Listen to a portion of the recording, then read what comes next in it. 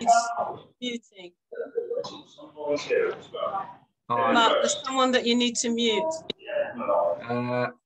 Yeah, there we go. That's better. Yeah, cool. We're off. So good morning, everybody. As everyone knows who's been to these roundtables before, there'll no doubt be some people diving in over the next few minutes. But firstly, Lara, congratulations and welcome to your first event as president of the CIH.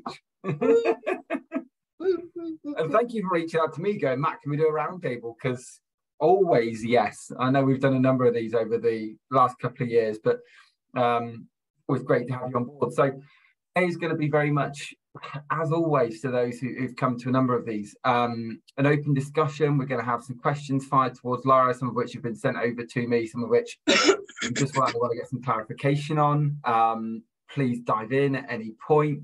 Those who haven't been on before, feel free to use the chat function at any point, or use the reactions kind of raise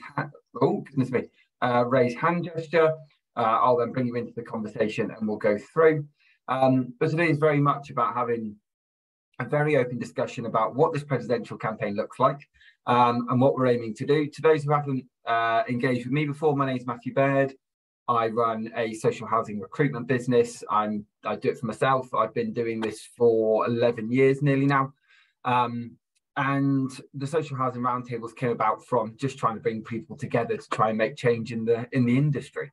So I'm delighted that we've been able to do so. But without further ado, Lara, would you like to introduce yourself to those who you've maybe not spoken to with your official job title? Good morning. I can't see you all on my screen. Where's my screen gone? You've disappeared. Good morning, everybody. My name is Lara Oyedele. For those of you that haven't met me, I see lots of familiar names on the screen. My niece is on the screen as well. She's stalking me online. Hi, niece. So my name's Lara. I as of Friday, became president of the Chartered Institute of Housing, and I'm shocked, honoured, humbled, and totally shocked. If you'd have mentioned this to me 10 years ago or 20 years ago that I'd be president of a professional body, I'd be like, yeah, right, not in a million years. And guess what? It happened. Yeah. And do you want to know all the other stuff that I do? yeah, please. Yeah, amongst one of my many, I think I wear 5 hats at the moment.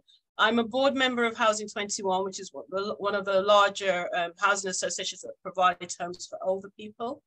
I'm the chair of a homelessness charity in Bradford called Hope Housing. So I work at 2 ends of the housing provision sector. So Hope Housing is tiny. We have 11 staff. Most of them are outreach workers. And what we do is take people off the streets, off park benches, the bus station, and we find them emergency and hopefully eventually long-term accommodation. So that's 2 of my hats. I run a company called Black on Board, which is very much in line with my presidential campaign, which is about promoting ethnic diversity in the boardroom. There is a shortage of non-white people in boardrooms, and my business, Black on Board, hopes to make a dent into that shortage. And then last but not least, I also run a property company. So housing's everywhere. It's called Lara Homes because I couldn't think of a name. I thought Lara Homes, that's it. It's called Lara Homes Limited. And I'm aiming to provide affordable homes in the private sector. So I'm using all the ethos of everything I've learned in the social housing world, but with the flexibility and the independence of a private landlord, and to provide good homes to people. So that's all. Apart from that, I don't do very much. Nice and quiet, just on an average day to day. Absolutely. And obviously, as I say, look, the reason we're here today is to talk very much around, I guess, what you're looking to achieve as CIH president and what that next year looks like. And I know when we were discussing a few different things before we met today, it was what do we want to try and achieve? But I guess the first question, certainly you and I have discussed, but that'd be really great for the room as well, was what does the role of the CIH president really entail? Yeah, so I'll pass that one over to yourself. That's a great question because I've asked previous presidents that, and I'm sure there's a couple of people on the call that have ambitions to be president, so hopefully this will help you. The role is essentially an ambassadorial role. Okay, so you're representing the organization. It is not paid, so you don't get any money for doing this. You do this for the love of housing. And the role is to represent the organization, increase membership. And I guess for me, the more important bit is to have a campaign of change, to do something to change the sector, change it for the better, or change sideways or backwards or forwards. Yeah, so that's the role. You're essentially the figurehead, the person they roll out, say, "Oh, this is CIH for the year," and then next be somebody else. And I'm just so grateful that members voted for me. And while I'm here, I've got to pay the bills. If you're on this call and you're not a member of the CIH, you need to write me 100 words to explain why not. You should be, you have to be. The more of us there are in the CIH, the bigger the impact that we have in terms of members. So there you go. I paid my dues to the boss. You don't pay me anyway. Your important bit and the brief membership, please. So to anybody who hasn't seen on LinkedIn or on other platforms and things like that, the hashtag that started so far with your whole campaign has been "In My Shoes." So let's just go through muting a couple of people. There we are. So what do you mean by "In My Shoes," and where is that? I guess where does that tagline come from? Right, "In My Shoes" it's an interesting combination of things that have impacted me in my life. So I wanted this presidency to be very representative of my experience in the sector. I joined the sector unofficially in 1989. And I just happened to get a job in a housing office. I didn't know what housing was. It was just a job. I don't know if any of you are old enough to remember what a YOP was, Youth Opportunity Project or whatever it was. Anyway, I was a YOP. And I got a job in a housing office ordering repairs and putting stamps on an envelope. So that was my first housing job. But officially, I joined the sector in 1995 after I went off to university, got a degree, and decided I wanted to work in housing as a profession. And yeah, so I've been in the sector since 1995. And obviously, if you watch my progress, alongside other people that look like me that started at the same time.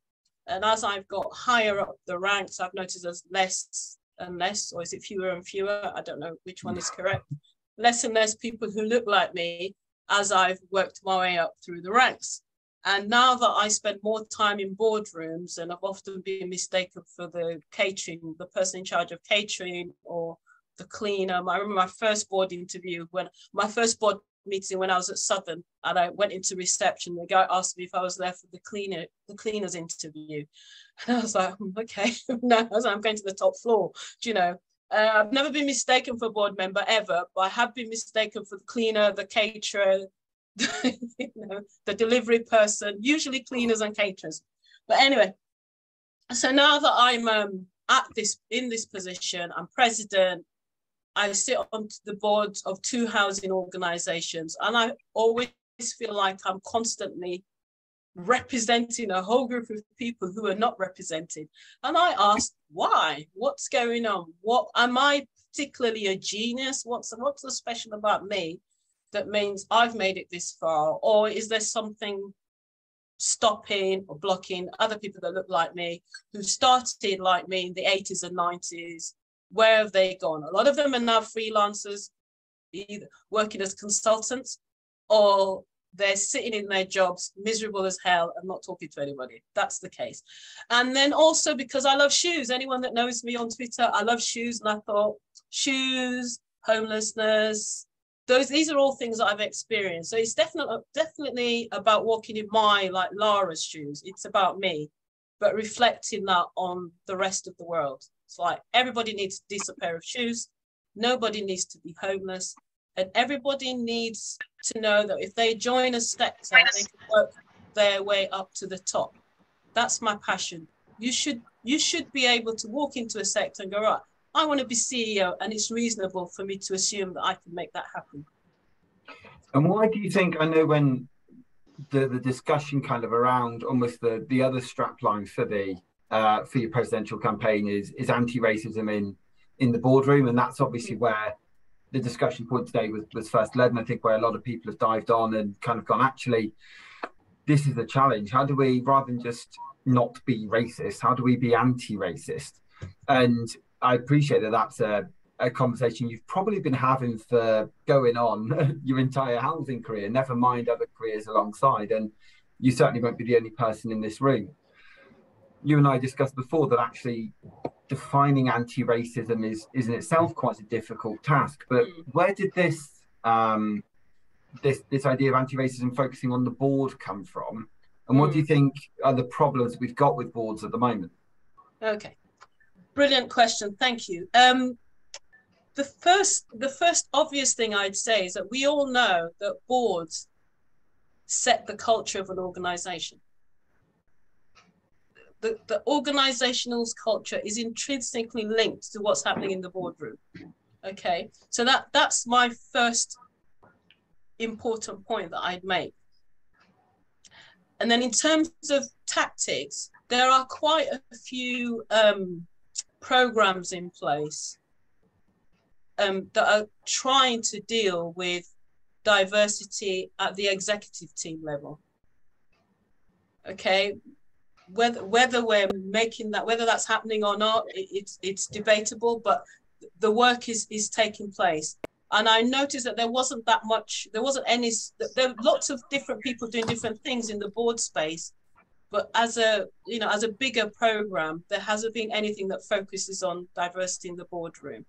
And for me, I had to pick one. Trying to do one of these on its own would take more than a year. So I thought, I'll focus on the boardroom, and also because the business that I do is called Black on Board. The name is what it does on the tin, about diversifying the boardroom. Let me talk about something that I actually know what I'm talking about. I know what boards do.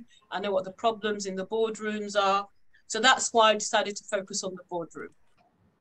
And I guess where does this, from your experience of working with boards, on boards, with people trying to get onto boards, being anti-racist, what does that, and I appreciate it's difficult to define. We talked about this before, but we're going to try. For you, for you personally, what do you feel that a business needs to be showing in order to be anti-racist? Okay. If you'd asked me this question 5 years ago, I'd give you a different answer to what I'm going to give you now. Because I'm, to an extent, sick of talking about it, but we need to keep talking about it. So in the olden days, I would have said, provide opportunities, be kind, have a pipeline, etc., etc. All the things that we know we should do, all the policies and procedures are out there, all the good practices out there. So I'm going to be for a more radical approach now and go, what we need to do now is make it compulsory. We have to say, your board must have at least X%. I don't know what the percentage is. 30% of your board have to be non-white men, or something along those lines, and make it compulsory. If it's, what's the word? If you have to comply with something, it gets done. Now, the nice answers to that are, we have internal programs that monitor the progress of be it Black staff, BME staff, whatever. I don't even want to get into the definition of Black. That's a whole other thing. So Black, BME, brown, non-white staff, whatever the wording is.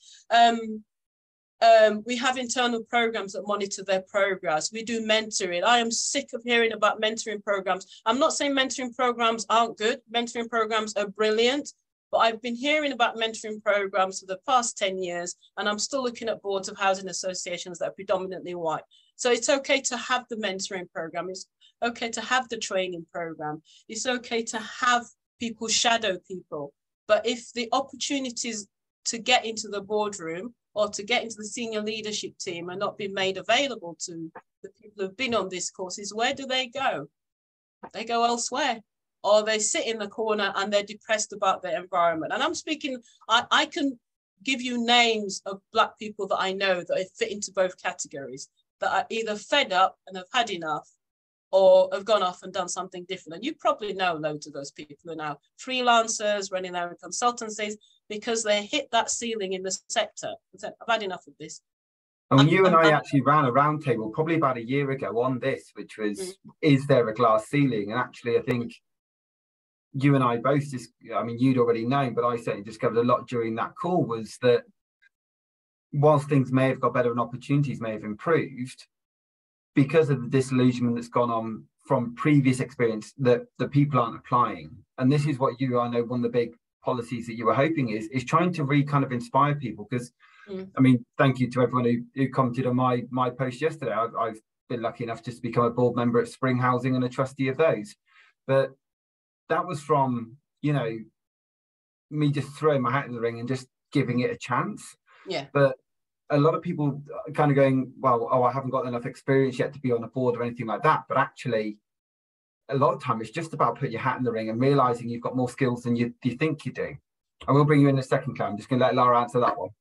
Yeah, okay. So you can speak after me, Claire. I'll say this briefly. I forgot what I was going to say now. What was the point again? I was saying about how, like, a lot of time there's issues with even applying in the first place. Oh, yes. Yeah, two things. Yeah. So, it's chicken and egg. So we have these 4 or 5 big recruitment companies. 2 of them have double barrel names. Yeah. No, 3 of them have double barrel names. You know them. Not including me. Thanks, Lara. Cheers. and what happens is they tend to tap candidates on the shoulder. They go to the same group of candidates that they know, and the board ends up with a long list and a short list of the same candidates. Now, okay, I've been involved in board recruitment as an observer on the board, and for the last 2 years, we've ended up with an all-white shortlist. And every time we've apparently gone to the consultant to say, can you give us a diverse shortlist? And we've ended up with an all-white long list and then an all-white shortlist. And then so still now I'm the only non-white person on the board. Okay, no, there's an Asian guy. Okay. So my challenge to my housing association, I've not heard this, if anyone's listening, this is the first time they're going to hear it, is the next board, because we recruit every year, the next board recruitment, can we make it an all non-white shortlist? Let's just do that. Have an entire shortlist of non-white men. Let's twist it. Let's be creative and innovative, because if you're doing the same thing all the time, you're going to get the same output. Why do you think all of a sudden they're going to get you a diverse shortlist when they've tried for the past 2 years and they've not been able to do that? So that's one part of the issue. And then the sandwich, the other part of the sandwich is that a lot of the people I work with on Black on Board don't register with these organizations, these big 4, because they say they're not looking for people like me. So obviously these big 4 don't have the people that they need on their books. So I'm trying to connect the two. People say, oh, well, they don't want me. I never get shortlisted. They're not looking for people like me. So then you've got people that they're looking for not registered with them.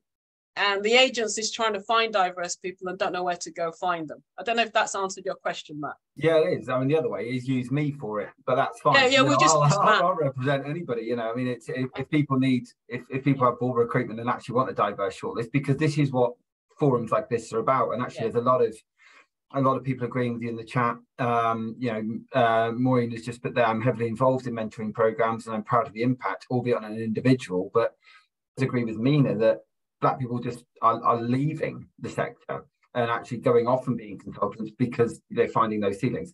Claire, thank you for being patient. Do come in. Thanks, Matt. Can you hear me okay? Because I'm on earbud things. So anyone who knows me will know that I have feelings about EDI monitoring and reporting and how it doesn't necessarily improve anything. And there are other ways that we should be improving equality and diversity and inclusion. However, rather than that part of it, I'd like to support Lara's comments on the going out to find a diverse shortlist or long list.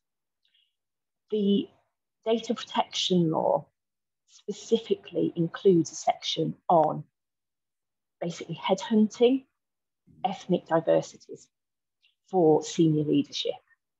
And I don't think enough people know that. Recruiters or the actual organisations who are looking to recruit, that there's probably a fear of feeling that they would be breaching some sort of data protection if they went out and said, hey, you're non-white, would you like to apply to be on our board or be a senior leader? It's not just boards, it's kind of senior leaders. So I think that should be more widely known about, and that should be more widely used, with the proviso that it should be used carefully, of course, And there are ways to do that, and obviously I can help with that if anyone's thinking about that. But I would support what Lara says, that it can be done lawfully and fairly. And that's coming from somebody who works exactly in that field. And certainly when I undertook my recent work with Bromsgrove District Housing Trust, every role they have, they implement the Rooney Rule, and they ensure that anybody who meets the essential criteria and has, if you are from any kind of diverse background, that you automatically get an interview. Because half the time there is unconscious bias in anything within recruitment of any role. And people do find that, actually, and Lara's just put in the chat there, Claire, can you add the details of that in the chat? Her board are afraid they'll be accused of reverse racism.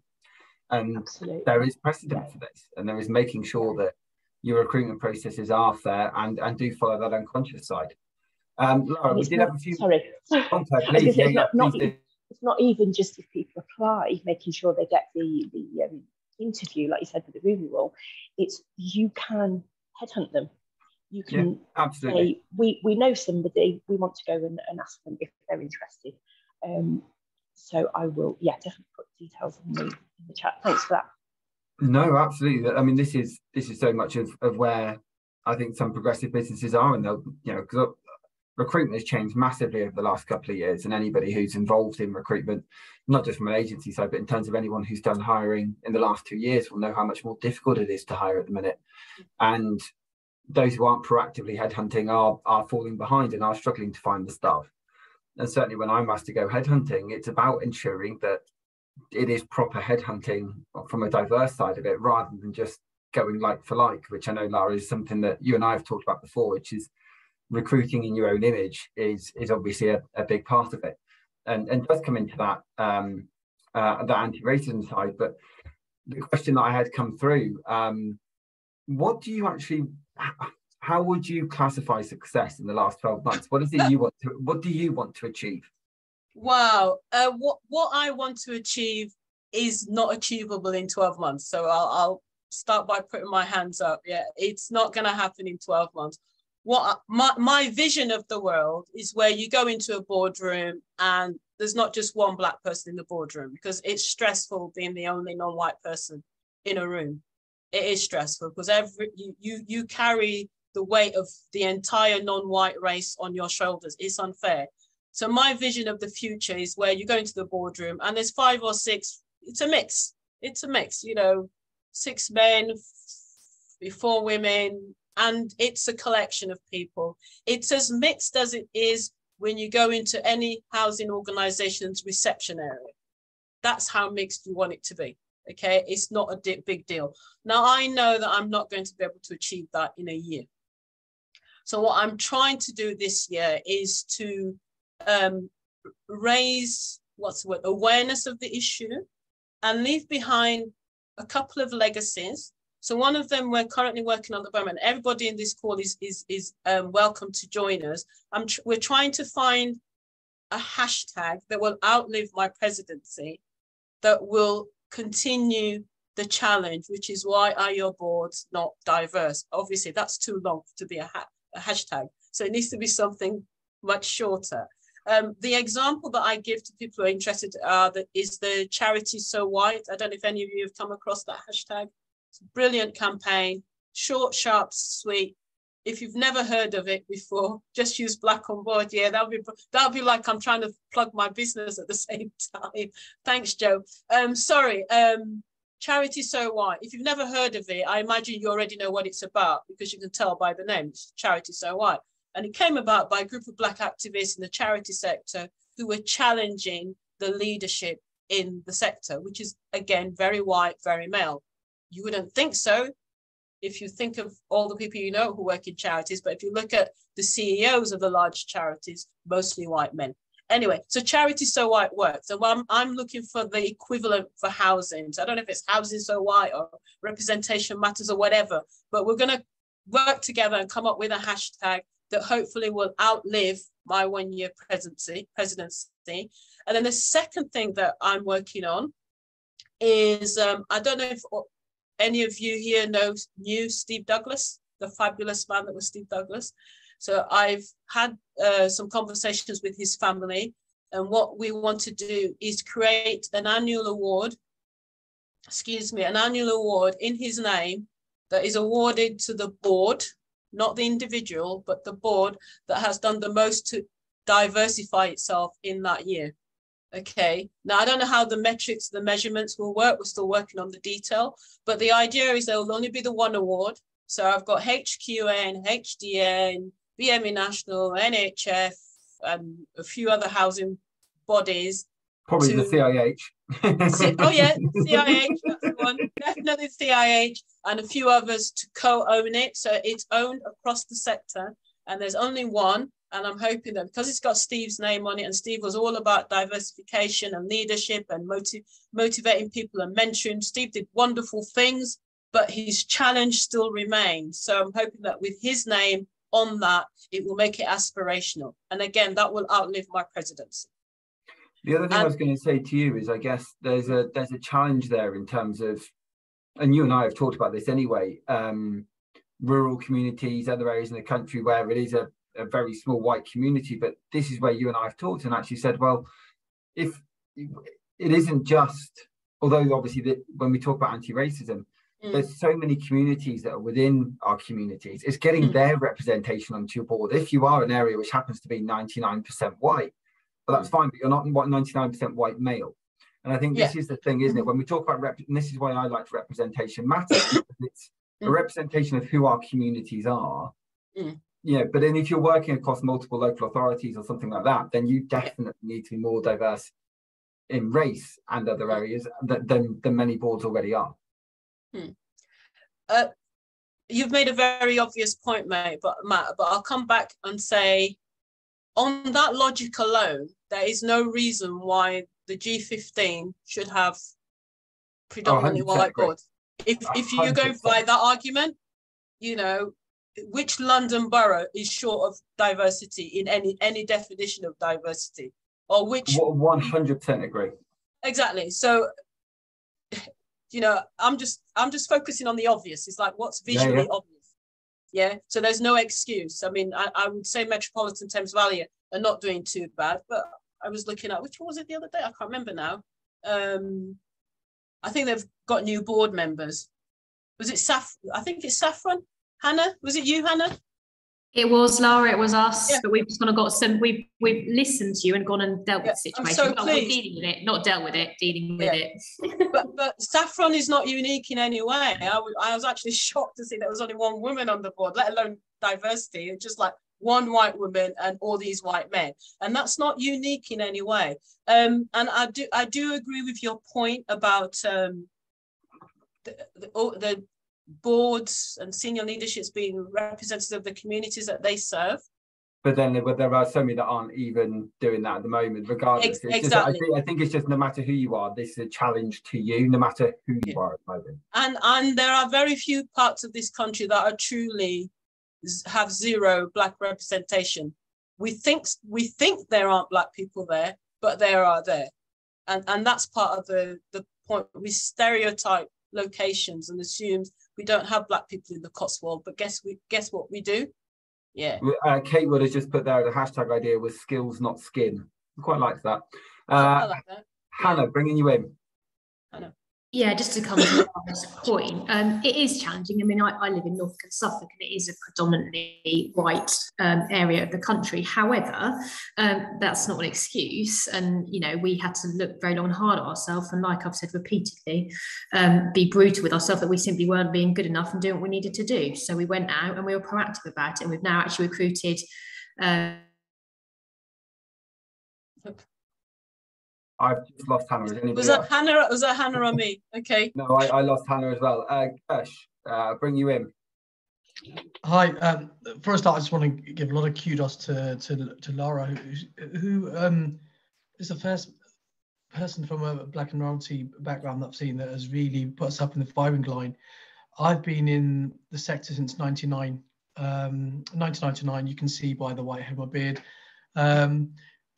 But I'm one of those who went off as a consultant purely down to the fact that in social housing, there seems to be follow the leader a little bit, and also go to the same people, go to the same consultancies, go to the same recruitment people, go even to the point where I was working with someone, I'm not going to mention any names here, who was working with me, but rather than me go to a board meeting, he wanted my colleague who was white and had worked for a big audit firm. And this is, you know, a chief executive here.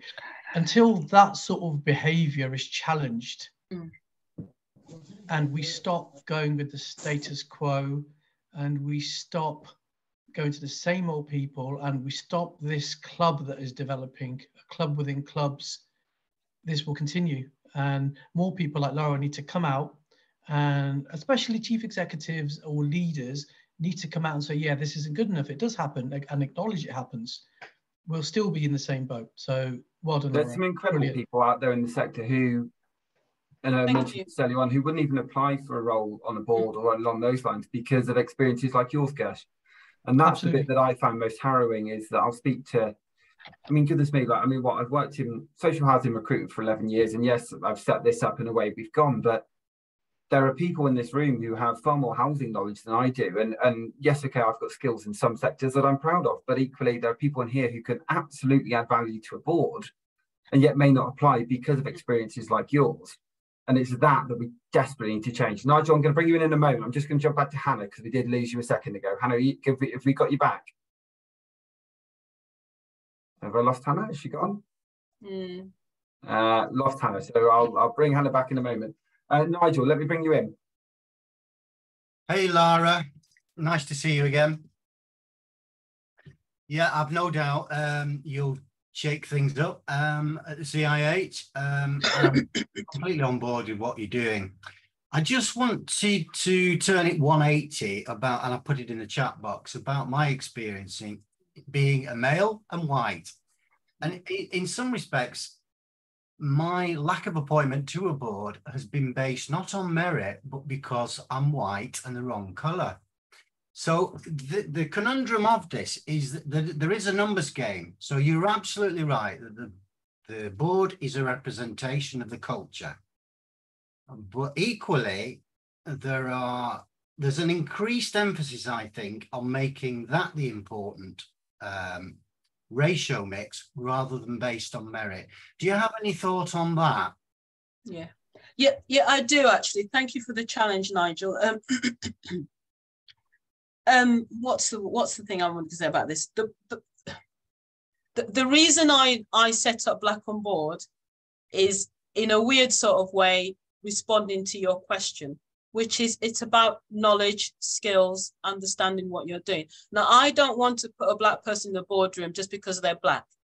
If they're a bit of an idiot and they don't know what they're talking about, okay, then your color is irrelevant, if you know what I'm saying. So, and I challenge you, actually, I challenge you to find a Black person in a boardroom that's probably more, I don't know, 3 or 4 times more experienced or qualified than their white counterpart, okay? So that much I know for certain, is that we are asking for this opportunity, knowing that we've got the skills, the experience and the knowledge and the understanding of what we're doing behind us. We're not just saying we want to sit here because we're Black or we're brown or we're Asian. No, it's not that. I would not be sitting in my board, on the boards that I sit on now, if I did not have my skills of housing and the other sectors that I've worked in. So so that would be my reverse challenge to you, Nigel, that we just don't want it. We're not going to just bring some, I don't know, some Black person off the streets and sit on a board. No, they have to go to interview, they have to do the same tests, they have to sit in front of the panel, they have to do it. I mean, if your CV, if you don't present your board CV correctly, whether you're white or Black is slightly irrelevant. You're not going to get shortlisted. So I do things like that. CV for a board is a really difficult thing. And I know you and I have talked about it before. It's a very different CV. It's a difficult thing. The number of people I work with who are Black, who are struggling to get on boards because we all have to jump through hoops. I didn't get the first board position I applied for. So, I mean, there's a whole thing about, you know, the processes of becoming a board member.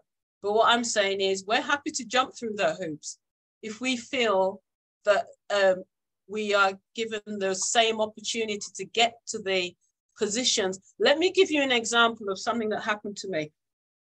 So I was approached by one of those big 4 recruitment agencies, and they said, oh, one of the G15 is looking for some committee chairs.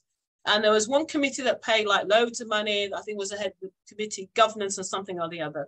And then there was 2 sort of what I call junior, well, they called it junior committee because they paid the committee chairs less. So one of customer service, which is again, another whole story, which is why is it that customer services committee is seen to be less than the governance committee, but we'll have that discussion another day.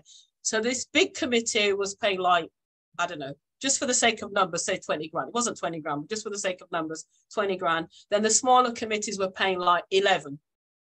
And then there was board positions, which were, I think, 15. So I looked at the ad and I go, right, I want that big committee role. I want to be the chair of the governance, whatever committee. So the lady called me back the following week, says, oh, have you had a look at the advert? What would you like? Which one of them are you interested in? And I said, well, I want this committee role. And she said to me, oh, but we thought you'd be much better for the customer services role. That's the one that we thought you'd apply for. And she said, well, the person that we're looking for this big committee role needs to have X, Y, Z, A, B, C, D. When she reeled off her list of requirements, I said, so basically you're looking for an old white man who's worked in the city. That's what they were looking for. So that is something that's happened to me, and I was approached.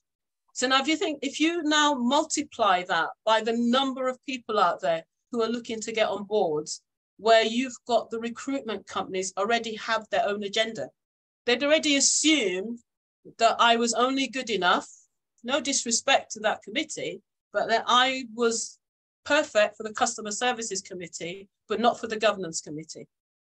They had already made that judgment before they came to me now. Now, if you think that's happening across the sector, and it is, we're putting people into boxes, and then we have to sort of fight our way out of those boxes. There is a lot of stigma that goes on from a recruitment side, and a lot of unconscious bias. I just want to say, I don't know if that helps Nigel, because I understand Nigel's point, and I obviously I'm not a white man, but I often think all these white men must feel a bit challenged by us saying there's enough white men, we want to have a go. Does that mean there's going to be all these white men without positions to do in the world? I don't know how to answer that question, Nigel, but I can guarantee you we're going in there because we're good at what we do.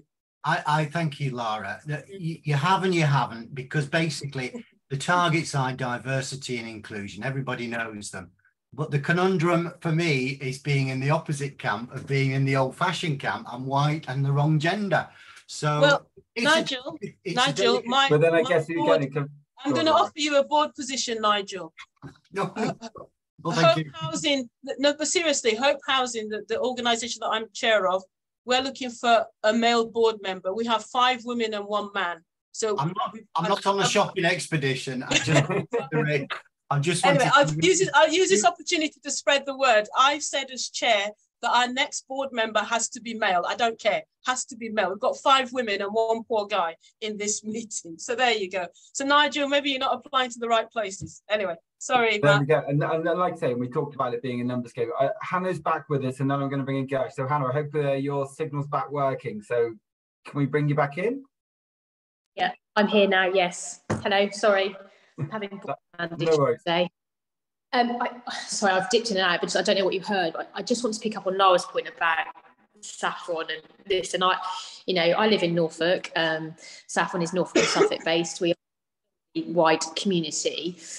We do have pockets of diversity, like every counties, wherever you look across the country. But I challenge any housing association that says they can't do something about it. Is it easy? No. Is it something you want to look at yourself about? Absolutely. Are we always prepared as a sector to look at it and accept responsibility? No, we're not. It's the point I'd come back to. And I think you have to be quite brave as an organisation to say simply it's not good enough, we need to deal with it. So Lara's absolutely right. In fact, Lara and I spoke about it quite frequently, actually. I'm an executive, all white executive, albeit I am the female of an executive of 3. We have had an all-white board until very recently, and with only one woman on that board. So when we went out, we proactively recruited differently. So we've now got 4 new board members, 2 of whom are female, 1 is a black male, and we have a tenant board member as well. And we'll be going back out to recruit again, looking on very similar parameters. So it is possible, but it's possible with a lot of soul searching and a lot of an acceptance that we're simply not doing enough, or what we are doing isn't good enough, or we're not looking in the right places. And you know, there comes a point in time when you can't keep hiding behind barriers that we put in place for ourselves. We put the barriers there, so we need to remove them. And actually, it's about having a very honest, open conversation with your board as an executive, but also being really reflective and honest with your community and saying, we want to do better. We're not doing better. We're not doing good enough. And that's kind of what we did. It wasn't easy. And honestly, it was at time, it's painfully embarrassing for us just how unrepresentative we were. And whilst by no stretch do I believe we're where we need to be, I know that we're making the right steps and we're doing all we can, but it is difficult and it's challenging. And, you know, you need to get people like Lara involved who pointed out, frankly, bloody obvious to Saf. We're in this awful situation. So it's just, my point is really, don't be afraid. And I say this all the time about our sector. We spend so much time reacting and not being proactive that we back ourselves into a corner on many issues of diversity, but this one in particular. So it's just a case of being brave as a board, being brave as an executive, and actually being brave to apply in the first place. It's not anybody. And you've got enough people around the room and around a table that will help you get there if you're the right people with the right skill set. So I thank Lara for what she did, pointing out the bloody obvious, because it gave me a very strong argument to say to our board, look, we need to think about this differently and recruit very differently. And because of that, we've started to see a change. Small, but we are seeing it. Thanks, Matt. Change, Cheers. no matter how small, is at least change, and that is the key thing. That, you know, you and I have talked about this, Hannah, many times as well. It's difficult to sometimes be that business or that person standing up, actually we're not doing enough here. And as you said, there is always more that can be done, but it just takes work. But that's work that should already be in place. And somebody's actually, Jatinder's mentioned in the chat, skin colour should be irrelevant, but until it's truly the case, we need to recognise the bias to date against people of colour. This is evidenced by the current makeup of boards and exec teams, despite the continuous attempts of talented people of colour to apply for such positions. And my only other point is, just because you have one person on your board that represents some form of diversification, that doesn't mean you've done your job. In fact, you've only just started. So you don't go, oh, tick the box, move on. That's just ridiculous. We need to continue. Where tokenism comes in and all the failures with it. So you've got a few hands up, Matt. Exactly, absolutely. No, brilliant. Right, so Gersh, I'm going to bring you in. This is the last thing I'm going to say. Your piece of okay, thank you. It just also a response to the conversation with Nigel as well, is that how can boards, especially in a city, say they're really representing the communities they serve if they haven't got the right cross-section of people? You know, if they're all white within the G15, let's just say, how can they really say that, you know, they're representing the views at all?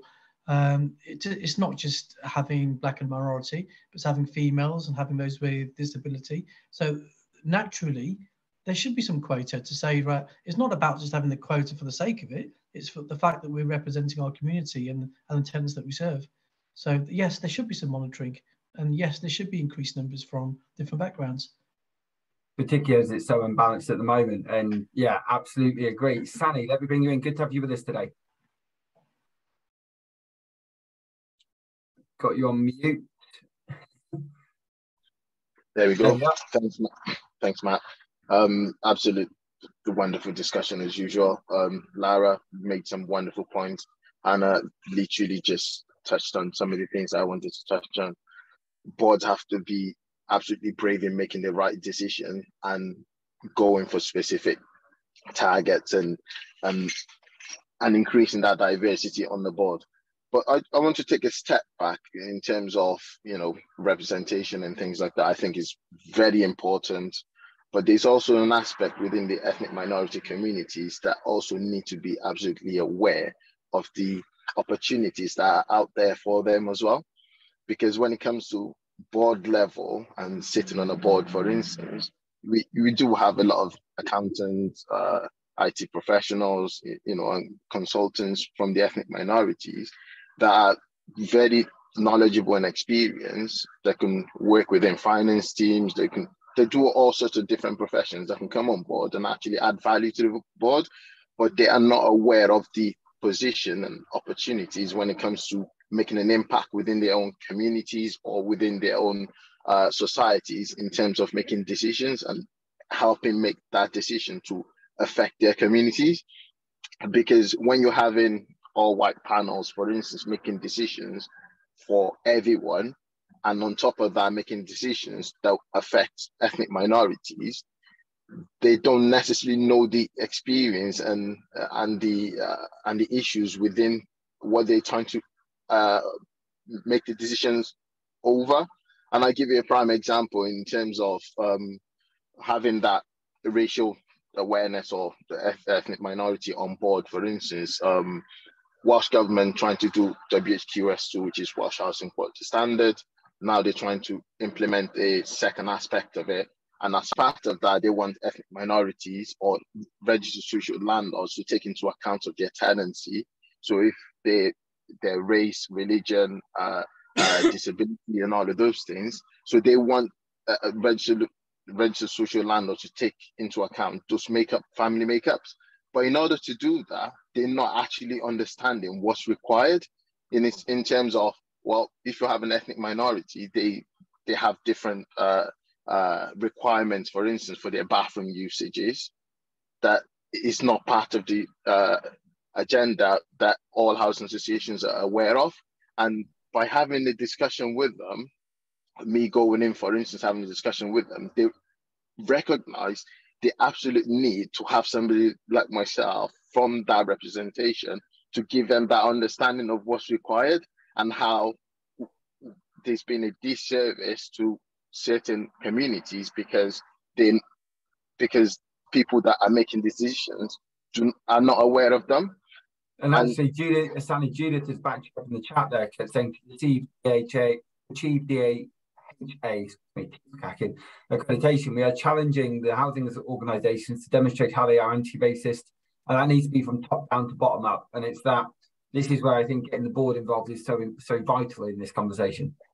Absolutely, and having those people that can bring that perspective forward and have it discussed on the board table or wherever a decision has been made actually makes a better service for everyone. And not only that, you improve the profitability and everything else, because if you're providing a good service for everyone or ethnic minorities, then you're not costing too much in order to make repairs in those properties and all of those things, because it works both ways. You provide good service, it actually upkeeps the properties and everything else. I just wanted to bring that point across, but most importantly, making sure that we show the representation that's required, but telling people within the ethnic minorities that have those expertise, those skills, those experience, and saying to them and encouraging them, apply for board membership. I've been on a board for over 9 months now, and since I've been on the board, I've constantly spoke to professionals around me and say, look, do this from ethnic minority background, and actually giving them that opportunity. Go and research into it, get yourself on a board and have an impact within your local community, within your society, to make sure that the disservice and the deprivation that happens within certain sector of the community because they're not represented, you need to make that service better for them. And if you have that, I'm going to bring in Lauren. I've only got 10 minutes left, but I completely agree with your point, and thank you so much. And obviously, congratulations for 9 months on the board and for learning so much yourself. Maureen, I'm going to bring you in. Thanks very much, Matt. Fabulous session. Not in any particular order, 3 points. Firstly, it breaks my heart that somehow we have to justify that diversity does not equal talent. I take that for read, and I think most people in this room, but it feels to me that sometimes we're justifying why we need diversity. For me, diversity equals talent and opportunity not being equal. So the talent and the intelligence is there, and I'm quoting the bloke who invented the WordPress. His company has a presence in over 60 countries. They don't care who you are, where you are, as long as you're doing the job. And I think When the bottom line is money, we have less of a problem with meritocracy. Look at professional football. Sorry, I'm always using that example. But there was a time when black footballers, black people were told they couldn't play football. We will come up with nonsense when we don't want to change something. So that's the first thing, that talent and intelligence is equally distributed amongst the population. The second point I would make, and it's very hard to be in Lara's role, and I just want to shout out and give support, exactly for the reasons you were talking about. Part of the problem is even marginalised, racialised, discriminated people have also absorbed some of the and the racism and sexism, which is partly to do with not putting yourselves forward. We forget, we can't see. And I use myself as an example. I think I'm more than capable of being a board member. And lo and behold, I am now a board member. I feel like I've taken up Sally's challenge. I was doing a lot of sniping on the side, had my eyes open by seeing people who were encouraging me to go forward. Next thing, I'm a board member for a Norfolk Housing Association. The stereotype, we're all white, we can't find anyone. And I can assure you that I went through a competitive process. The chair gave me feedback and said, you did a great interview, just like any other person who's got the capability. So this idea that if you're in a white area, what about those tenants and customers who may also be from an ethnic minority background? I haven't seen anybody on the board, they stay invisible. And I've actually done the reverse, Sally. I've gone into an area in order to be the first black person on their board as a way of signalling to the tenants who may be also black or ethnic minorities or gay, that the board here is serious about doing something different. And I totally agree about grabbing opportunities. But as I say, you have to understand that in context. A lot of people who've been oppressed, sometimes our vision is oppressed as well. And we have to understand that sometimes we need people to be pointing the way forward. And I spent most of my working life doing exactly that, but not putting myself in that position. So I do, I have run mentoring programs, I still do. I'm not ashamed of that. I'm also aware that is a small drop in the ocean. So I'm glad for Laura's campaign.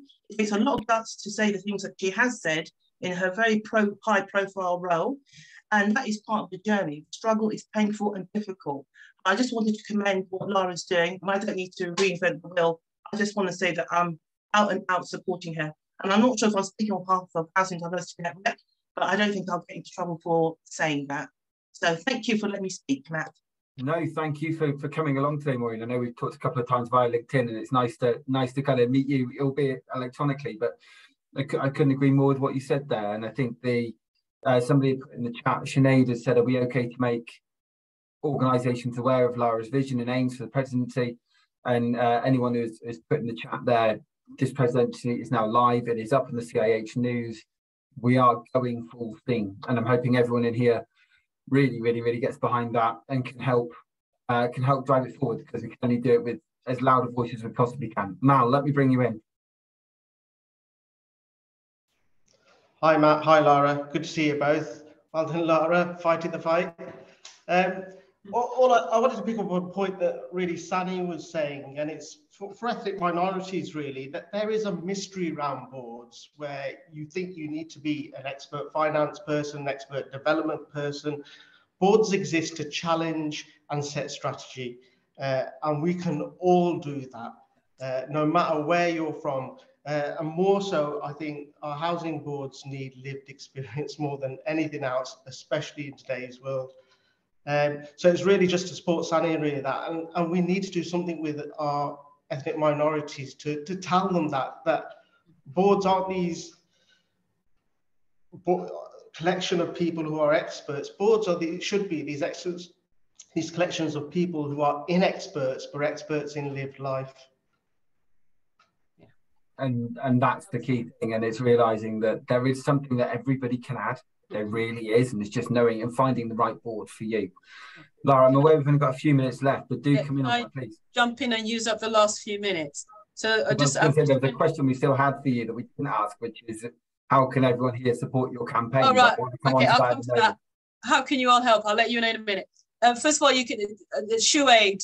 The fun part of my campaign is collecting shoes for this charity called Shoe Aid that gives shoes to homeless families and now families that are in poverty. And you'll understand with the cost of living crisis, if you can't afford to pay your electricity bill, the last thing you can do is afford to spend $39.99 on a pair of shoes. So send your shoes to Shoe Aid. And if you're coming to a CIH event, bring a pair of shoes. I'm trying to make it so that if you haven't got a spare of shoes, you can't come in. You can't come into the room. So what I wanted to say is that I love these kind of events, but I have an issue with these kind of events. These kind of events are usually attended by the people that don't need to be here. The people that do need to be here are not the people that are here. Because I imagine everyone here is here today because you believe in the cause and you're already sold. You are the choir. And what I need is for you to go out there and give the people who are not in the choir, the people standing outside the church or looking across the road from the church, the information, the motivation, the passion to join the religion. And I call it a religion because we all know that equality and diversity is a good thing. We don't need to explain it to people. I think we just people need faith to go ahead and do it anyway. So I always talk about people in the room. I've always wanted to also say something about in the sector. The social housing sector is not short of diverse staff. We are a very diverse sector, and that's why I get frustrated. We have the talent in-house. If I said to you, point out your most fabulous housing officer, there'd be a whole range, you know, there'd be Amina and Yemi and a whole bunch of people. But you get to the boardroom, where's Amina, Yemi and Tunde? Where are they? You know, and that's why I get frustrated that we have the talent within the sector. We shouldn't have to be stressing ourselves to find our people. And we can, you know, cross-contaminate, what's the other word? Cross-fertilize staff from organizations to other ones. And I know HDN are doing that really well. So in terms of the information and the knowledge, it's there. One of the things I like about my campaign is I don't have to do any research. The research is already done. There is tons and tons and tons of reviews. There's the McGregor Smith review. There's so many of them. You know, the reports are out there. I was doing some research lately, and Monzo, the bank, Monzo, have some fabulous stuff on their website about diversity in the boardroom at senior levels. Who would have thought that? A bank. Now, my niece, who's online somewhere, hiding in the background, is doing some research at the moment on the demographics of the top housing associations, and also, she doesn't know this bit yet, the tech companies. Now, I've already done the research on the tech companies. The tech companies are more diverse than we are. Their boardrooms and their exec teams are more diverse than the housing sector. And I think we should be ashamed of that. So that's where I'll end and say there are organizations here that can help us. We've got HDN, we've got DAHA, we've got TIPAD. National Housing Federation have lots of good policies and procedures in their EDI, and they've got a focus on leadership in the boardroom. So it's not that we don't know what to do. It's not that we don't have the information. It's like there's Lara, how can people get in touch with you? Because Judith has put there, how could Lara share her email address? Would love to link in and see how DAHA can I'm on. Please follow me on LinkedIn. I have a presidential campaign group. I'm going to find the link now and put it in LinkedIn. So anyway, I'll end there. Let me just find the link so I can put it in LinkedIn. I'll share it on LinkedIn anyway. Yeah, so if you join the presidential campaign on LinkedIn, then we can have a conversation on there and spread the word. But thank you, everybody, for coming today. Thank you, everyone who could attend, for your thoughts, for your guidance, for your honesty and your feedback. Like I said, this is but the start, and I know this is day 2, but this is something which really, really, really needs to run with. So let's go. Let's work collaboratively and let's really push it. Lara, thank you so much for being brave and for really pushing this, because I know it was a challenge to everybody to kind of push anti-racism in the boardroom as a policy in the first place. So massive kudos to you for pushing that and for sticking by what you knew needed to be done. To anyone who wants to come to the next roundtable, absolutely, we run these every single Tuesday, 11 till 12. I did find out this morning next week's guest speakers had to rearrange, so there isn't a topic as of yet for next Tuesday. So if anybody would like to bring something up, please let me know. Would love to hear from you. We've discussed absolutely anything and everything on these, and you can find the Social Housing Roundtable LinkedIn group and look back at all the past recordings. So if there is anything you'd like to bring up, let me know. But in the interim, just a massive thank you to Lara. Please follow her on LinkedIn if you aren't already, and let's get behind this and look forward to seeing you all in the very near future. If anybody is looking for board role, I do know of 2 that are going on at Spring. They're looking for somebody with finance and they're looking for somebody in asset management. So again, they're not going out to the big recruiters or anything like that. They're going through word of mouth. So if anybody here or knows somebody, particularly from a more diverse background, who you think would be good, please let me know. Thanks, everybody, and see you all at the next event. Cheers. Thank you.